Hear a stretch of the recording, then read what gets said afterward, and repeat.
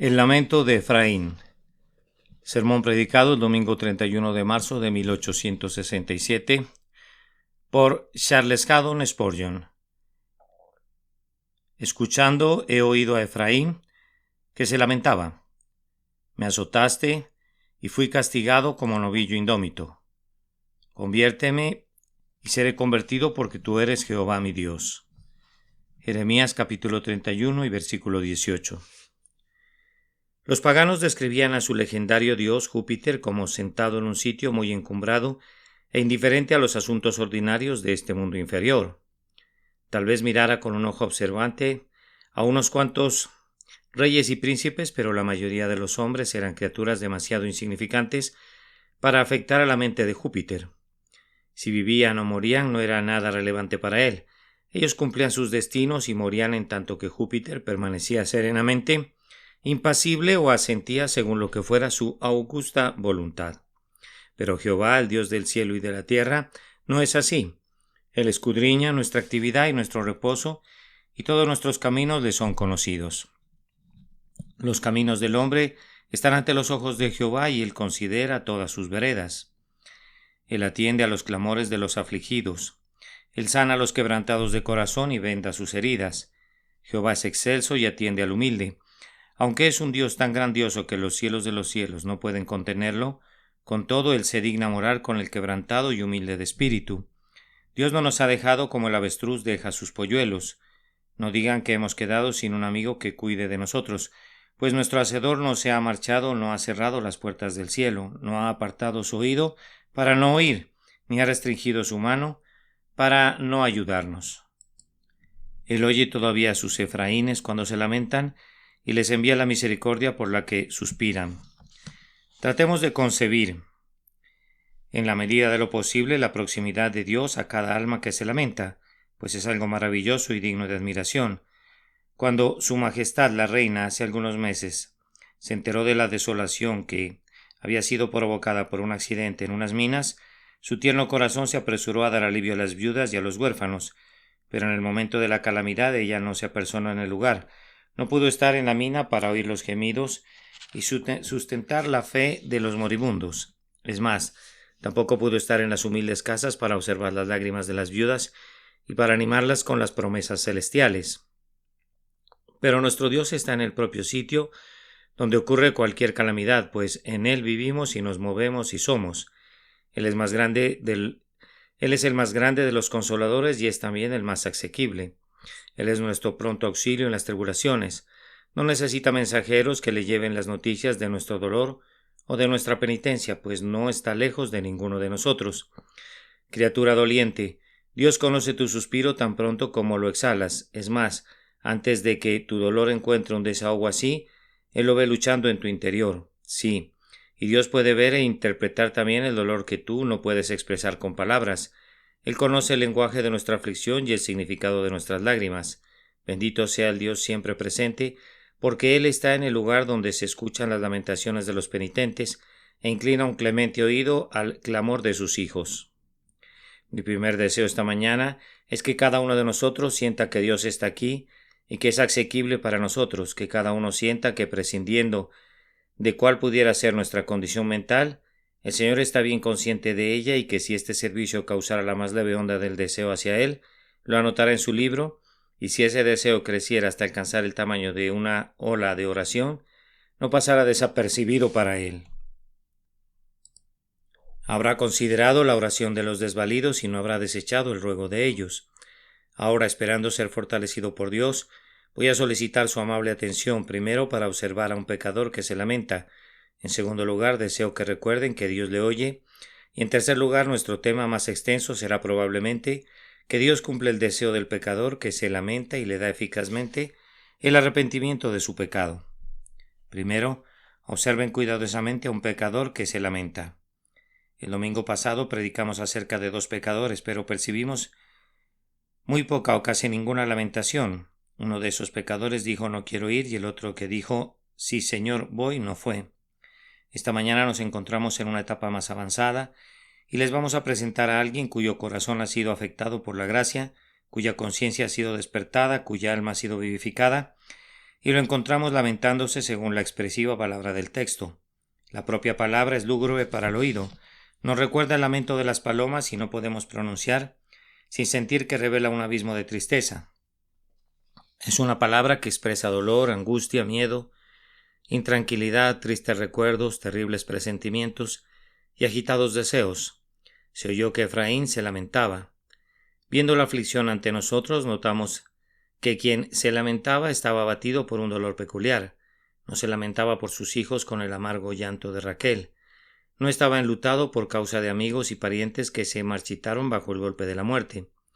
No era como alguien que grita por causa de las punzadas del dolor corporal, porque alguna extremidad le fuera aplastada o algún hueso le fuese quebrado. No se lamentaba debido a que hubiese perdido sus bienes, ni debido a que el barco hubiese naufragado en alta mar, o la casa estuviera envuelta en llamas, o a sus riquezas les hubieran salido alas y hubieran volado lejos.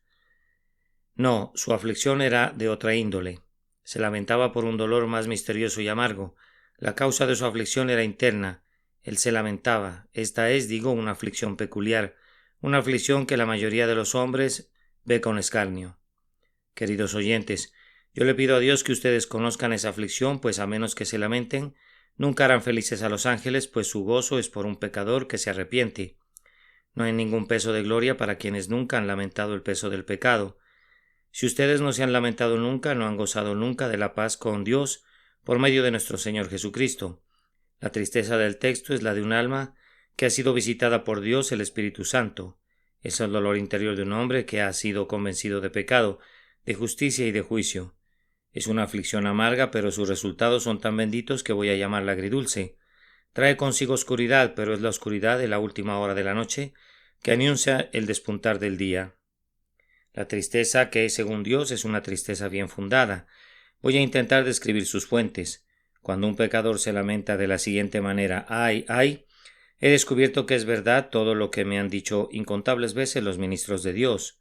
Yo en verdad he ofendido a mi Hacedor, he contristado al Dios que me dio mi ser, he hecho que mi mejor amigo sea mi enemigo por causa de mi pecado. Me he opuesto al Rey de Reyes, pero no puedo dirimir el asunto con él, pues es demasiado grande para mí. ¿Qué haré entonces? ¿A dónde iré? En verdad es cierto y justo que me debe castigar, y ay de mí, pues no puedo soportar su ira. Aunque mis costillas fueran de hierro y mi carne fuera de granito, me disolvería en el calor de su ira. No podría resistir más de lo que la estopa puede resistir el fuego, o el rastrojo puede resistir la flama. Ay de mí, he provocado a la omnipotencia para que sea mi enemiga. He puesto a todo el cielo en orden de batalla contra mí. No puedo resistir y no puedo escapar. Entonces, ¿qué haré? ¿Habré de prometer que seré mejor? Ay, mis reformas no pueden raer mis pecados del pasado, pues mis viejas ofensas demandarían todavía un castigo, incluso aunque no cometiera nuevas ofensas.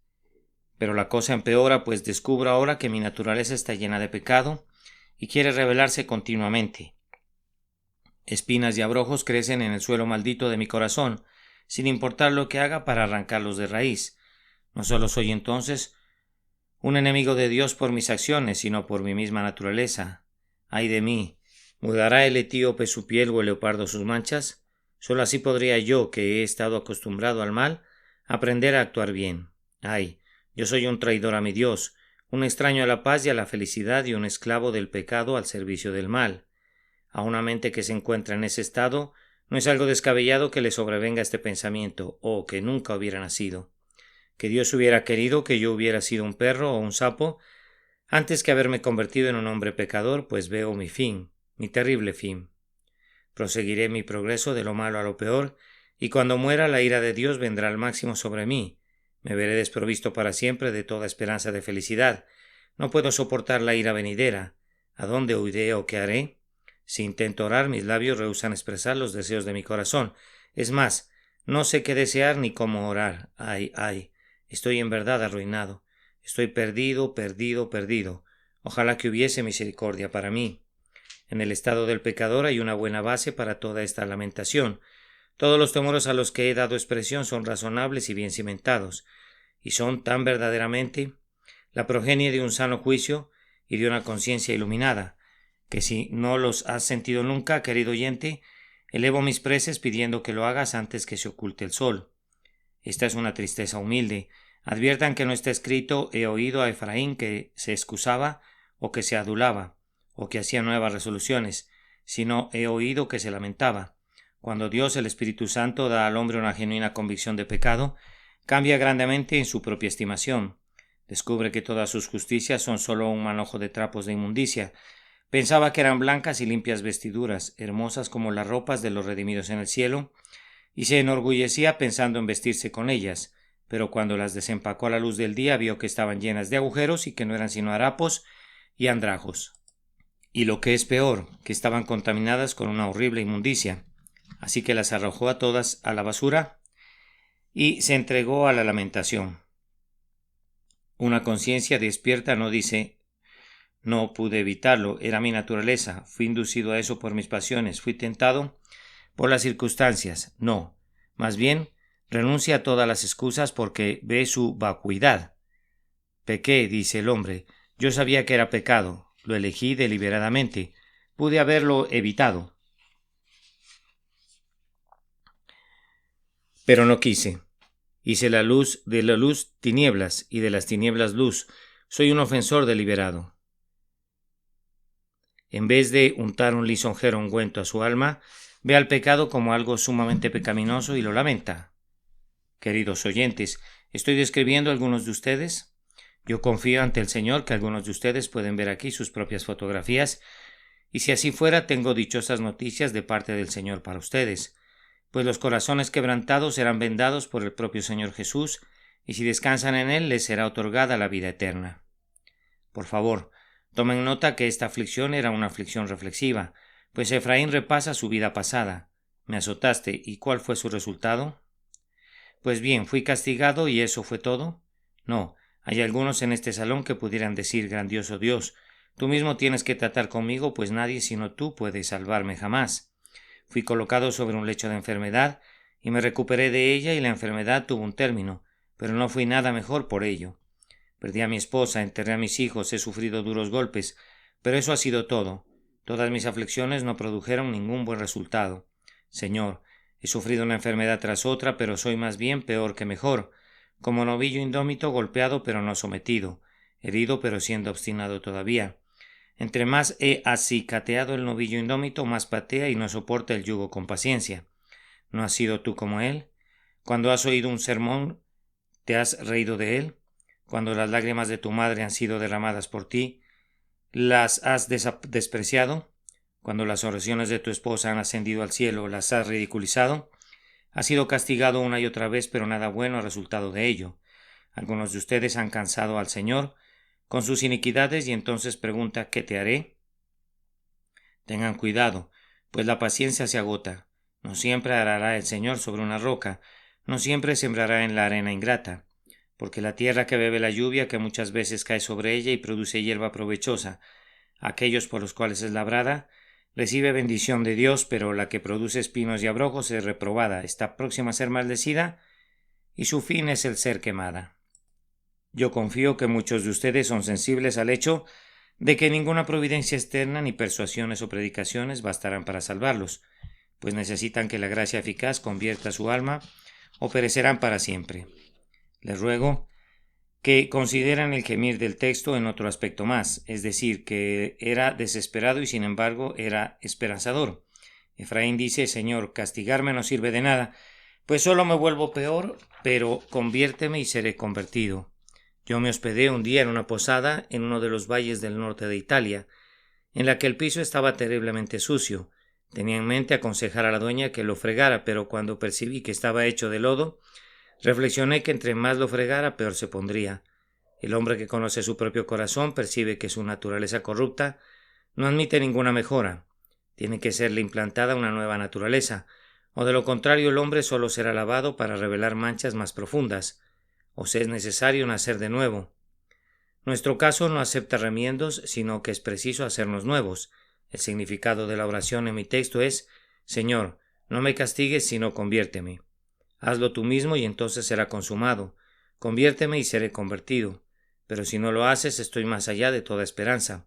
Oh alma turbada, Si el Señor pone su mano en la obra esta mañana, qué cambio tan maravilloso obrará en ti.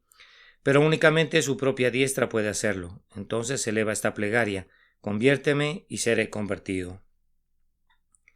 Ninguna forma externa podría limpiarte. Tu lepra se ubica profundamente adentro. Ninguna resolución tuya podría limpiarte, así como tampoco el etíope podría hacerse blanco resolviendo serlo. Pero el Espíritu Santo puede purificarte con la sangre de Jesús. Aquel que da vida a los muertos te puede dar la vida espiritual. Él puede quitar el corazón de piedra y darte un corazón de carne. Por tanto, yo te invito a orar así: conviérteme, oh Dios, y seré convertido. Y yo te pido que ejerzas la gracia apropiadora de la fe y digas: pues tú eres el Señor mi Dios. Mi querido oyente, ¿se te ha dado la disposición de recibir a Jehová para que sea tu Dios? ¿Estás dispuesto a renunciar al mundo, a sus placeres y a sus ganancias? ¿Estás anuente a renunciar al ego, a la moda, a la pompa, a la autoindulgencia y al pecado en cualquier forma? Si lo estás, entonces yo te suplico que no esperes a regresar a casa, sino que, estando de pie o sentado donde estás ahora, haz que la oración de lamentación de Efraín sea tuya. Conviérteme y seré convertido. Haz de mí un nuevo hombre, conviérteme y seré convertido, pues tú puedes hacerlo y así será bien hecho. Será hecho íntegramente, eficazmente, permanentemente e indudablemente. Conviérteme, Señor, y yo seré convertido.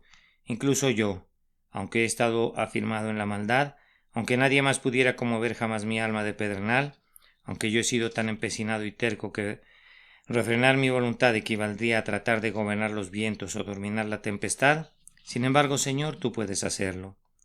Yo veo en este momento que algunos de ustedes ruedan cuesta abajo a toda velocidad como caballos salvajes y nadie puede contenerlos.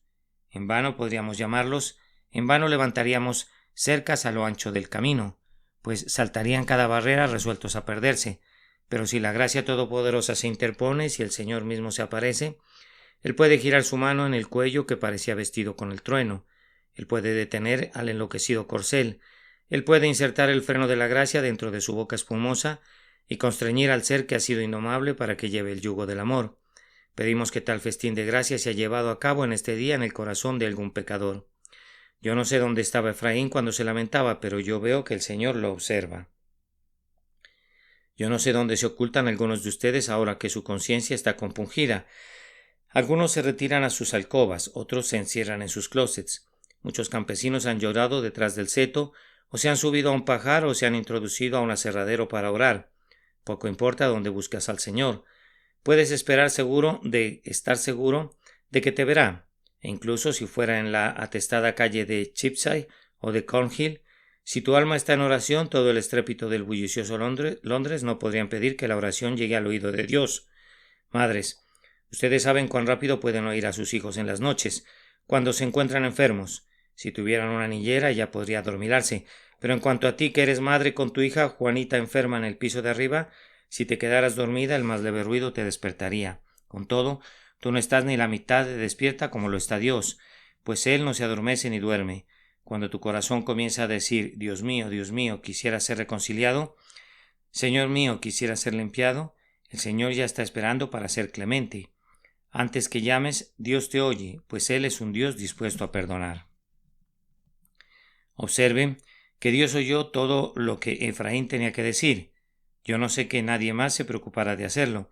Y así, si tú no tienes un amigo cristiano, aunque lo siento por ti, yo diría que no te preocupes, pues Dios te basta aunque no tuvieras amigos. Nadie más habría podido entender a Efraín, aunque le hubiera oído, pero Dios sabía todo lo relacionado con él y le entendía muy bien. Si no puedes expresar tu oración en un buen inglés, no te preocupes, musítala de todas maneras, pues Dios puede entenderla. Las oraciones entrecortadas son las mejores oraciones. No supongas que necesitas palabras exquisitas y frases elegantes para impresionar al Señor. Tus ojos inundados de lágrimas son más poderosos que el tropo o la metáfora, y tu suspiro profundo será más elocuente que la frase pulida y el clima sublime del orador. Basta que postres tu alma delante de Dios como un humilde corazón y con ojos abatidos, y tu Padre te aceptará. ¿Qué hombre entre ustedes podría permanecer impasible ante las lágrimas de sus hijos? Cuando el rey Enrique II, en siglos pasados, fue provocado a tomar las armas en contra de su ingrato y rebelde hijo, le puso sitio en uno de los pueblos franceses. Y el hijo, estando cercano a la muerte, deseaba ver a su padre y confesar su iniquidad, Pero el anciano progenitor severo rehusó mirar al rebelde en su cara. El joven, agudamente turbado en su conciencia, les dijo a sus acompañantes: «Me estoy muriendo, sáquenme de mi cama y déjenme yacer en silicio y cenizas, en señal de aflicción por mi ingratitud hacia mi padre». Murió así, cuando le llegaron las noticias al anciano fuera de los muros, que su muchacho había muerto entre cenizas y arrepentido de su rebelión, se arrojó al suelo como otro David y dijo: «¿Quién me diera que muriera yo en lugar de ti?». El pensamiento del corazón quebrantado de su muchacho tocó el corazón del padre. Si ustedes, siendo malos, son vencidos por las lágrimas de sus hijos, cuanto más su Padre que está en los cielos encontrará en sus lamentaciones y en sus confesiones un argumento para el despliegue de su amor perdonador por medio de Cristo Jesús nuestro Señor. Esta es la elocuencia en la que Dios se deleita, el corazón quebrantado y el espíritu contrito. Él oyó y entendió todo lo que Efraín decía y se conmovió. ¿Notaron esa palabra? Escuchando he oído a Efraín. Como si nada fuera más seguro, aunque Dios no oyera la música del cielo, oiría las oraciones de los penitentes, aunque el oído eterno no oyera el estallido de la tormenta y el rugir de la tempestad cuando los truenos retumban como tambores en la marcha del Dios de los ejércitos. Aunque el oído eterno no oyera el aplauso de las miles de manos del rugiente mar, cuando se alegra en su fuerza, sin embargo, ciertamente los gemidos de un pecador serán tomados en cuenta. La explosión del trueno no es para el Señor más que el sonido de la caída de una hoja seca en un apacible atardecer de verano, pero el grito de uno de sus hijos resuena a través del cielo y conmueve el corazón infinito, de tal manera que el Dios de la misericordia vuela veloz sobre las alas del amor. Y no es únicamente mera conmiseración, sino que Dios nos otorga una ayuda práctica. Él dio a Efraín lo que Efraín le pedía. Nuestro Dios está lleno de compasión. Él es un Dios terrible cuando tiene que tratar con el pecado. Hay en sus manos rayos y relámpagos, y destellan de sus ojos de fuego. Porque nuestro Dios es un fuego consumidor. Pero cuando tiene que tratar con penitentes, su nombre es amor. Él viaja en un carro de misericordia y sostiene un plateado cetro de gracia. Oh almas que buscan, Jehová las oirá a través de los méritos de su Hijo. Busquen su rostro y no habrán buscado en vano. Pasemos ahora al tercer punto y contemplemos al Señor obrando en su gracia eficaz. Queridos amigos, recuerden que la única conversión en el mundo que es divina y salvadora es la conversión del corazón. Muchos confunden la conversión con un mero cambio de conceptos, con un simple volver la cabeza, pero eso es un asunto completamente diferente. Oh, sí, dirá alguien, yo solía ser arminiano y ahora me he vuelto calvinista. Oh, yo solía ser anglicano y ahora me he unido a los bautistas. Oh, yo solía ser un papista y ahora me he vuelto un protestante. Bien, ¿y qué diferenciaría esto si no tienes una nueva naturaleza? Un ladrón es un ladrón sin importar qué nombre lleve. Ningún cambio de nombre lo hará honesto. Puede ser tan malo en una denominación como en otra, pues la hipocresía y el formalismo se encuentran en todos los tipos de profesantes. Si tomas a un cuervo y lo pones en una jaula de bronce, o en una jaula de plata, o en una jaula de oro, sigue siendo todavía un cuervo, y de igual manera si te unes a esta iglesia o aquella iglesia, a menos que tu naturaleza sea cambiada, sigues siendo un pecador irredento. Permítame agregar que aunque sea algo útil cambiar la conducta externa, con todo eso no basta. Es una gran bendición que un borracho se convierta en un abstemio. Es una gran bendición que el ladrón se convierta en un ser honesto. Es una gran bendición cuando hay una renuncia a cualquier vicio y se adopta la práctica de la virtud opuesta. Pero ese no es el asunto. Os es necesario nacer de nuevo. Todos los cambios que pudieran implementar en ustedes mismos no les servirán jamás para entrar en el cielo. Vayan a la catedral de San Pablo y vean las estatuas de mármol blanco. No son seres vivientes y no se pueden hacer que vivan. Lávenlas, vístanlas, píntenlas, hagan lo que quieran con ellas. Y aun así ellas no podrían unirse a los cantos o a las oraciones de los seres vivientes porque son de mármol y no están vivas. Lo mismo sucede con ustedes, seres irredentos. Ustedes están desprovistos de vida espiritual.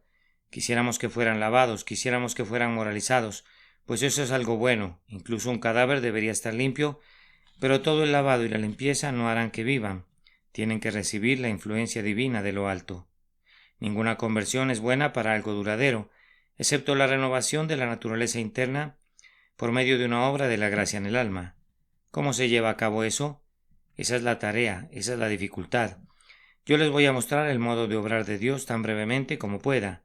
La manera de Dios de convertir a un hombre es en general como sigue. aunque el método exacto varía en cada caso. Si un hombre fuera caminando por cualquier camino y quisiera que regresara, lo primero que habría que hacer sería detenerlo. ¿Qué pensaría alguno de ustedes si mañana al dirigirse a su trabajo viera que súbitamente se abre la tierra ante sí como si un volcán irrumpiera desde sus más profundos abismos? Yo les garantizo que no seguirían adelante por ese camino, se quedarían paralizados con los pelos de punta y se asomarían al terrible abismo o huirían alarmados. Eso es exactamente lo que a mí me sucedió cuando Dios me convirtió. Yo proseguía con la suficiente tranquilidad en mis pecados, pensaba que eran agradables y que tenía que continuar en ellos hasta que llegue a sentir por la gracia de Dios que el infierno era algo real y que yo estaba al borde del abismo. Vi claramente que si el frágil hilo de mi vida se rompiera, la miseria infinita sería mi porción en el sitio donde los demonios muerden sempiternamente sus ataduras de hierro, incapaces de escapar o de aguantar.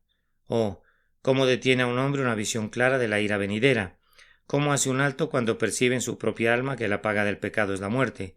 Una visión de las llamas perdurables le hace gritar alto, y aunque antes proseguía danzando alegremente hacia la destrucción, ahora espera un poco, pone su dedo en su sien, recibe el consejo de su juicio más sereno y se pregunta: ¿y ahora qué haré? Cuando un hombre es despertado por el Espíritu Santo para hacerle ver que el infierno es lo que merece justamente, no ha de sorprendernos que su mente se vuelva del amor al pecado a un perfecto horror al mismo. Oh, dice, si el infierno es atizado por mi pecado, ¿cómo puedo amar al pecado que preparó tal ira contra mí? El viejo naturalista Ulises Androbaldus nos informa que una paloma le tiene tanto miedo a un halcón que la simple vista de una de sus plumas le produce pavor.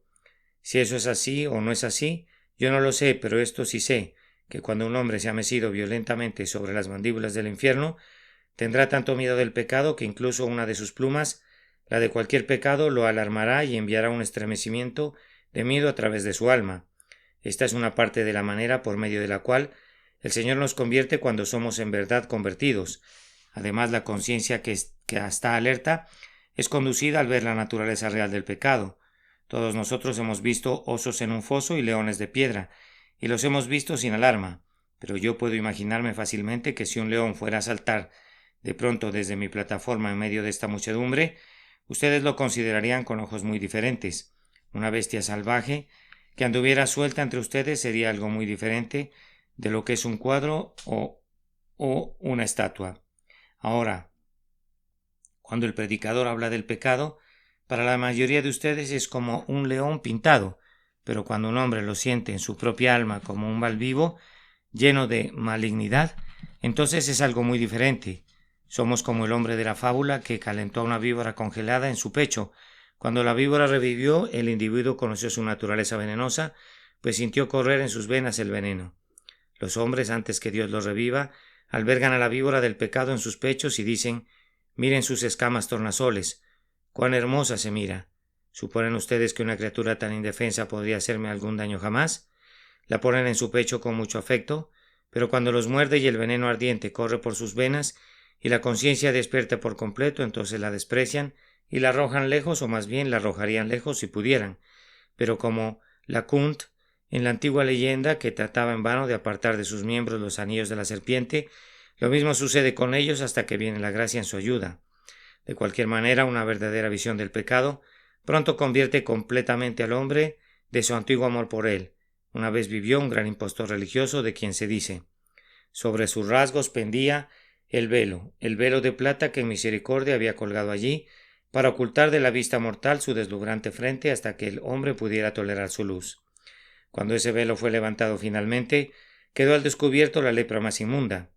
Así visita el pecado a los hombres, cubierto con su velo de plata, y susurra con los más suaves acentos, dulces como una melodía: confía en mí, yo no puedo engañarte, yo te ofrezco el más rico gozo. Mira cómo destella la copa, cómo se entra suavemente el vino, cuán jubilosa es la danza, cuán dichosas son las lujurias y las lascivias. Pero una vez que es quitado ese velo de plata y queda al descubierto la leprosa sien del pecado, entonces el hombre, iluminado por su Dios, se arrepiente de él y clama: quítate de delante de mí, Satanás. Así como Jehú dijo de Jezabel: echadla abajo. Así los hombres aborrecen la cosa maldita que por sus hechicerías podría conducir a sus almas a la destrucción.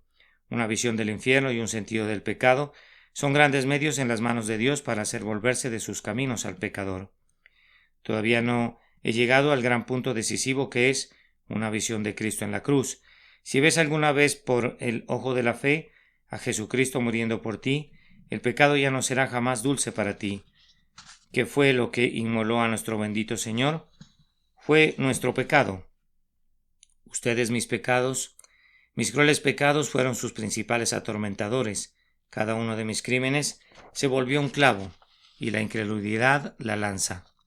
Cuando descubrimos que nuestras iniquidades enviaron a la muerte a nuestro mejor y más amado amigo, juramos solemnemente vengarnos de nuestras iniquidades, y a partir de entonces prometemos odiarlas con un odio perfecto. Permítame ilustrar esto muy simplemente. Aquí hay un cuchillo con un mango de marfil ricamente labrado, un cuchillo de excelente manufactura. Vamos a suponer que aquella mujer que está por allá ha sufrido la muerte de su amado hijo a manos de algún cruel enemigo. Este cuchillo es suyo. A ella le agrada mucho y lo valora mucho. ¿Cómo puedo hacer que se deshaga de ese cuchillo? Puedo hacerlo fácilmente, pues ese es el cuchillo con el que fue asesinado su hijo. Mírenlo, todavía tiene rastros de sangre en su mango. Ella lo arroja como si fuese un escorpión. No puedo tolerarlo. Llévenselo, dice ella. Sirvió para matar a mi hijo. Oh, es algo odioso. Ahora el pecado es algo así. Jugamos con él hasta que nos enteramos que fue el pecado el que mató al Señor Jesús, que murió por amor a nosotros, por un amor puro y desinteresado. Entonces decimos, cosa odiosa, lárgate. ¿Cómo podría tolerarte? Recuerden cómo Marco Antonio instigó la furia de los romanos contra los asesinos de César. Sosteniendo en alto el manto de César ya muerto, señaló las rasgaduras y los agujeros en la ropa.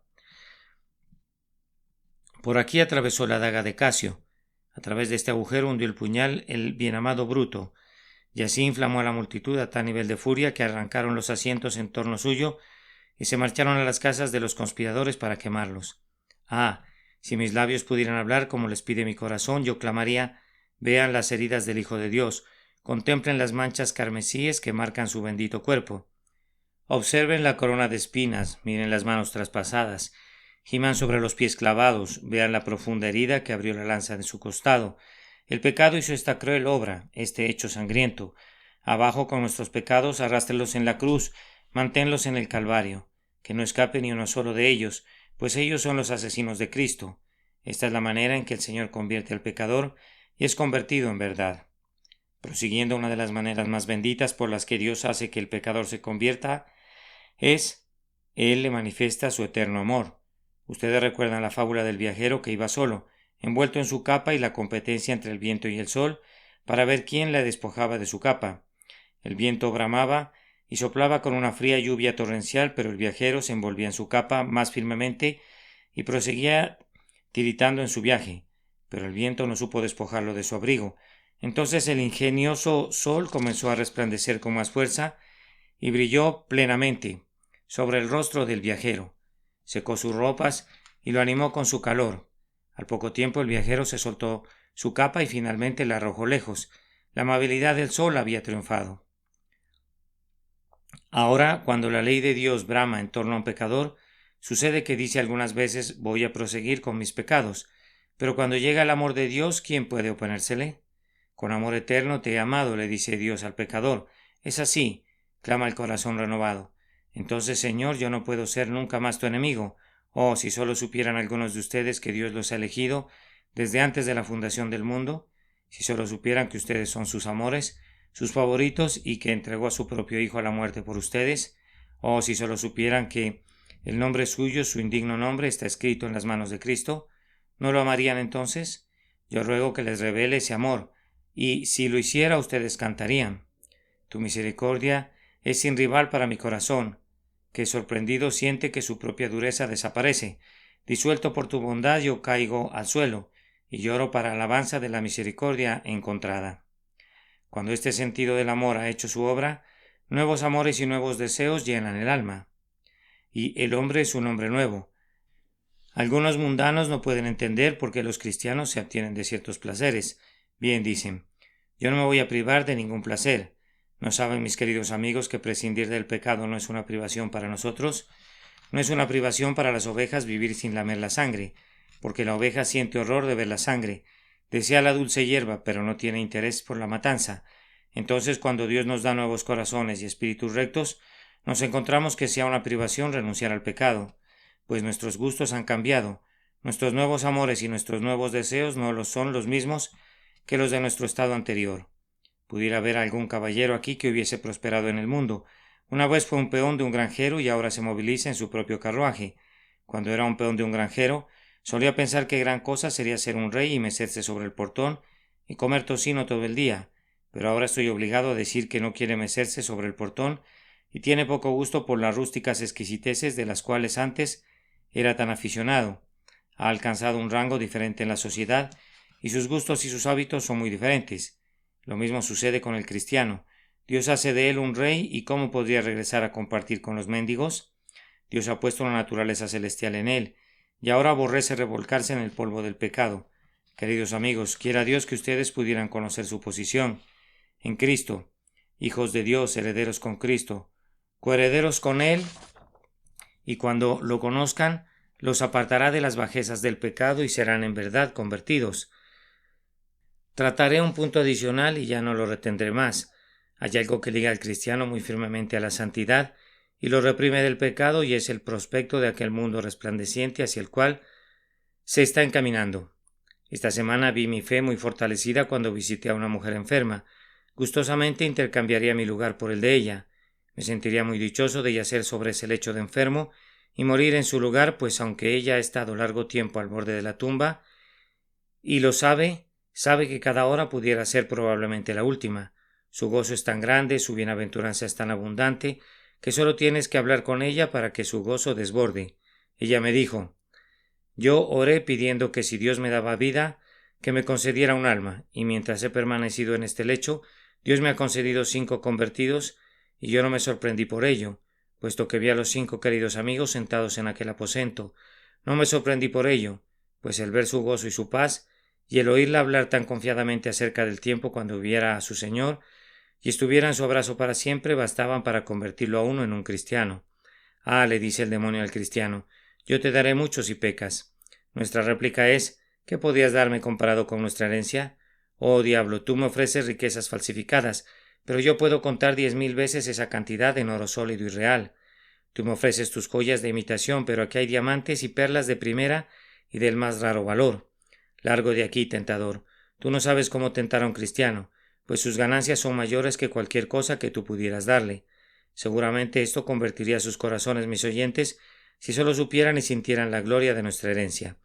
Si tuvieran una visión de la tierra del más allá, donde los pájaros del paraíso cantan sempiternamente y el sol brilla perdurablemente y el día no tiene fin, seguramente el pecado ya no lo encandilaría más.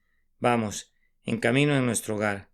Dicen las huestes de los elegidos: la ciudad que tiene fundamentos ha convertido sus pasos del pecado, y ellos han sido convertidos en verdad, de tal manera que nunca podrán ser convencidos de nuevo. Ahora he concluido, pero no quiero despedirlos sin hacer otra vez la pregunta personal. ¿Están lamentándose? ¿Desean ser convertidos? ¿Quisieran que estos motivos de gracia estuvieran operando en ustedes? Entonces no lo pospongan más, sino musiten en este momento la oración silenciosa: conviérteme, Señor, y seré convertido. Yo siento un gran deseo en mi corazón y me gustaría compartirlo con ustedes. Mi deseo es que haya más convertidos en este lugar de los que hubieran sido convertidos jamás en cualquier lugar desde que el mundo existe, pues nunca antes fue congregada una audiencia para oír a un hombre. Si me será concedido ese deseo, yo no lo sé, pero si tenemos suficiente fe para eso, podría suceder y sucederá. ¿Por qué no habría de suceder? Oh, que algunos grandes pecadores pudieran ser salvados, pues siempre se convierten en los mejores santos. Oh, que el Señor tomara algunos de los cabecillas del ejército del diablo y los convirtiera en lugartenientes a su servicio. Nadie es tan valiente por Cristo como quienes fueron osados para pecar. Que la grandiosa misericordia los encuentre a ustedes empedernidos pecadores. Recuerden que el camino de la salvación es este: confíen en Jesús y serán salvos. Miren a aquel a quien les he presentado justo ahora sangrando, gimiendo y muriendo en el madero. Miren y vivan. Dependan únicamente de Él. Entréguenle su corazón únicamente a Él y descansen en Él. Y recuerden que no es posible que alguien venga a Jesús y ponga su confianza en Él y aún así perezca. Hermanos, oren por nosotros. Si ustedes, los miembros de esta iglesia, no oraran por mí, siento que tendría mucho de qué acusarlos. Nunca nadie fue llamado a una obra tan grande como esta. Esta mañana tengo 20,000 razones para solicitarles sus oraciones. Les suplico por el Dios viviente que oren por mí. Mejor me sería no haber nacido nunca para tener esa responsabilidad sobre mí. Si no contara con sus oraciones, ¿quién podría decir si el servicio de esta mañana, cuando se piense que ya terminó y que es solo un recuerdo para los oyentes, pudiera producir fruto al 100 por 1 y Dios recibirá la gloria? Por favor, oren por mí. Y pecador y redento, por favor, ora por ti mismo y que Dios te oiga por Jesucristo nuestro Señor. Amén. El lamento de Efraín. Sermón predicado el domingo 31 de marzo de 1867 por el reverendo Charles Haddon Spurgeon en el salón de Agricultural Hall, Islington. Escuchando, he oído a Efraín que se lamentaba. Me azotaste y fui castigado como novillo indómito. Conviérteme y seré convertido, porque tú eres Jehová mi Dios. Jeremías capítulo 31 y versículo 18.